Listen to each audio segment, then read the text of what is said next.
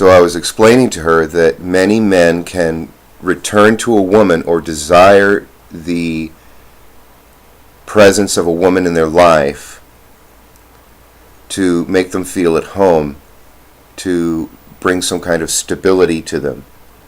And I use the term rudder, like in a ship. He was the ship of self-responsibility, but by having a woman there that he needs in his life, she becomes his rudder. And I was explaining to her about the woman's emotional states of being. See, a self-responsible individual can detach themselves from their behavior and observe it and change it. Whereas someone who is being doesn't detach themselves from it. They're it. So woman is, man does. Hence that saying, And so woman in her being is the rudder to the ship. So she has these emotional states, and he detaches himself, and he feels this alienation from the world, this self-responsibility on his shoulders, and so in a way each person has their own role to play.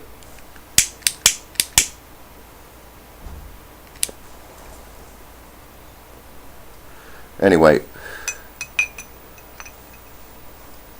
it was helpful for her because she was getting all caught up in the dance and getting all emotional about it. She was doing this dance with these men that she's dating, and she's like, why don't they get it? Why don't they get it? And I was trying to give her a perspective, just one perspective, that may help her detach somewhat from the dance that is done between man and woman, and not get too caught up in whether the man gets it or doesn't get it, gets with the program or doesn't get with the program.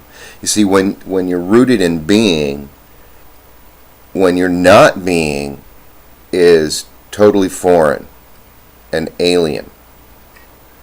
But when you're doing, to just be being seems foreign and alien. They seem contrary to each other. And I was trying to tell her, this guy needs you or any woman, but that doesn't mean you're going to be that woman. You got to decide for yourself, self-responsibly, And this sort of drains a little bit of the magic out of the dance, but also you can, quickly ascertain as to whether you're dancing with the right person. And I don't think a lot of people really want to understand that. They would rather be in their own gilded cage. I was trying to explain that we build these gilded cages to protect ourselves from that effulgence, that pure power source.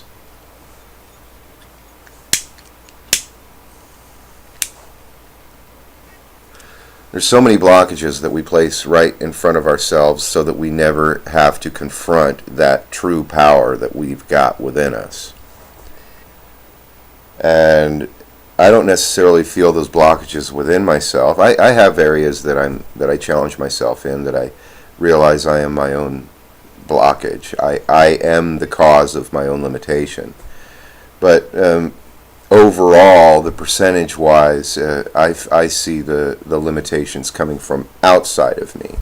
And I've been doing a lot of work in trying to understand that those things that I think are outside of me actually are what I throw off. I really don't want to own that part of it, And so I've been trying to realize that any blockage I have on the exterior is actually a secret agent of my own being that is out there.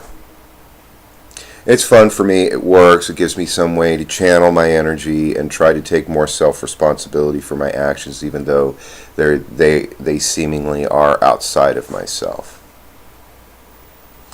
Anyway, Merry Christmas. Happy New Year.